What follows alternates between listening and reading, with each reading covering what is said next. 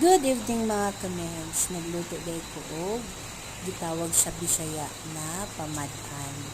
So mostly ani pag magpamadan ko mga kamens, kana mga murmurong gagmay, bulinaw nga gagmay, na akong ginaluto dito sa kamatis. So kining pandawan mga kamens, nag-try lang ko anong pandawan.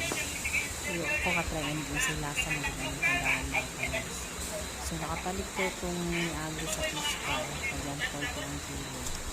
So, ito siyang tistingan sa kamatis. So, ang pagpinta na ko anong kamatis mga kamatis, asin, litsin, powder na garlic and onion, tapos kuan lang, black pepper o chili flakes. So, ako lang isang dimix ang kamatis. After dimix na ko na kailangan. So, bibutangan ako oil. So, gihulat na ako siya mahubas. Kaya mas sunog na ganun. Thank you for watching!